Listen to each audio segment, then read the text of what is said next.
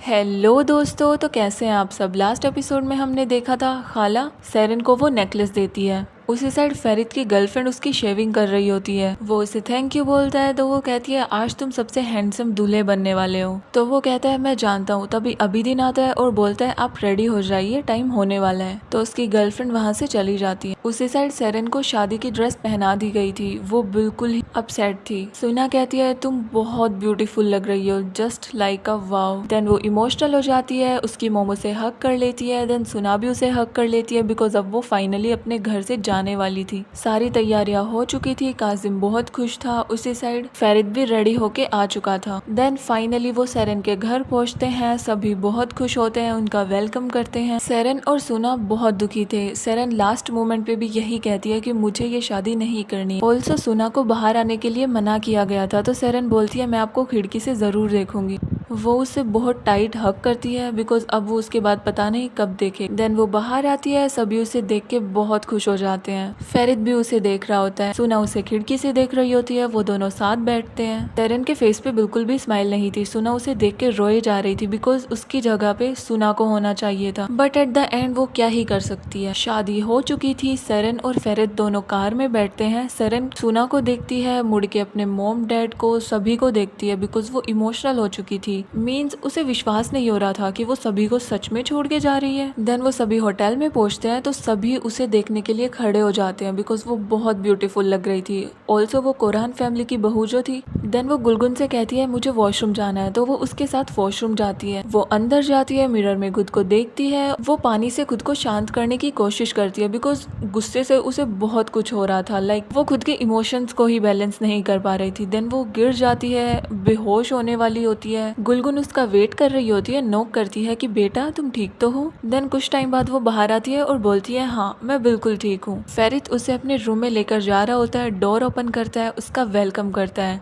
And वो देखती है वहाँ पे कोई लड़की है। तो वो कहती है फेरित ये सब क्या है। बेलेन उससे हैंडशेक करने की कोशिश करती है बट वो उसे इग्नोर कर देती है। देन फेरित उससे कहता है देखो सेरेन, मैं तुमसे कुछ नहीं छिपाना चाहता हूँ और ये बात तुम अच्छे से जानती हो। हमारी शादी हम दोनों की मर्जी के खिलाफ हुई है। तो ये सिर्फ नाम की शादी है, हम दोनों के बीच कोई रिलेशन नहीं होगा और ये मेरी गर्लफ्रेंड है, मैं तुमसे कुछ नहीं छिपाना चाहता हूँ। तो वो गुस्से में वॉशरूम चली जाती है, सब कुछ उतार के फेंक देती है। उससे बहुत गुस्सा आ रहा हो और वो बाथटब में ही सो जाती है। काफी टाइम बाद उसकी आंख खुलती है तो उसकी बॉडी पेन कर रही होती है। देन वो जैसे ही गेट ओपन करके देखती है फेरित बेहोश हुआ पड़ा था, बेलेन बेड पे सो रही थी। तो वो उसे उठाने की कोशिश करती है बट वो नहीं उठ रहा था। तभी उसे याद आता है कि उसकी कार में उसकी दवाइयां थी तो शायद ये बेहोश हो गया हो। वो उसे उठाने की बहुत कोशिश करती है बट वो नहीं उठ रहा था। देन वो अबिदीन के पास कॉल करती है फेरित के फोन से बिकॉज फेरित के फोन पे पासवर्ड नहीं था। वो उसे शुगर देने के लिए बोलता है और वो उसे शुगर खिलाती। देन अबिदीन एम्बुलेंस को कॉल करता है और फटाफट गुलगुन और ओरहान को भी आने के लिए बोलता है। तभी वहाँ पे अबिदीन आता है और सेरेन बहुत परेशान हो रही थी। तो वो कहता है तुम परेशान मत हो। शिट,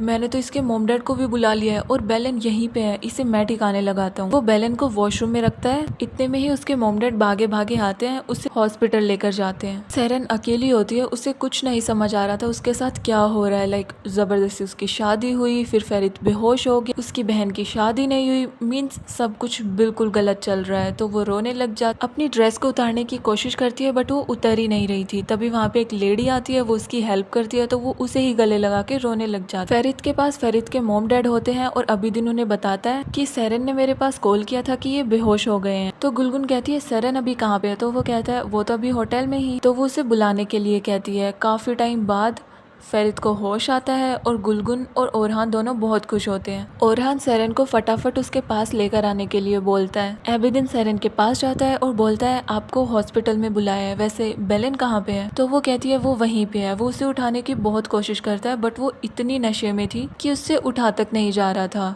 तो अबिदीन उसे खुद उठाता है और उसके रूम तक लेकर जाता है। जैसे तैसे वो बेलेन को न्यू रूम तक पहुंचाता है और लेटर लिखता है कि रूम से बाहर मत आना, तब तुम्हें होश आए तो मेरे पास कॉल कर लेना। देन वो सेरेन से बोलता है बेलेन को मैंने ठिकाने लगा दिया है, आप हॉस्पिटल चलिए और आपका थैंक यू कि आपने बेलेन के बारे में किसी को नहीं बताया। तो वो कहती है हाँ कोई बात नहीं। अबिदीन फेरित से कहता है मैंने बेलेन को ठिकाने लगा दिया है, परेशान मत होना। गुलगुन सेरेन को हक करती है और बोलती है तुम्हारा बहुत बहुत थैंक यू। अबिदीन ने मुझे बताया कि तुमने ही फेरित को शुगर दी थी और डॉक्टर ने कहा है कि अगर इससे थोड़ा सा भी लेट हो जाता ना तो आज ये यहाँ पर नहीं होता, सिर्फ तुम्हारी वजह से ही इसकी जान बची है। तो वो कहती है मैंने तो सिर्फ इसे शुगर ही दी थी, अबीदीन भाई ने मुझसे बताया था। तो गुलगुन कहती है तुम दोनों का बहुत बहुत थैंक यू। वो सभी वहाँ से चले जाते हैं, सिर्फ सेरेन वहाँ पे होती है। पहले तो वो उससे थैंक यू बोलता है कि तुमने बेलन के बारे में किसी को नहीं बताया। तो वो कहती है मैं क्यों बताऊंगी, वैसे भी ये शादी हम दोनों की मर्जी के खिलाफ हुई है, तो जैसे तुम्हें रहना है वैसे रहो, मुझे कोई प्रॉब्लम नहीं है। तो वो कहता है वैसे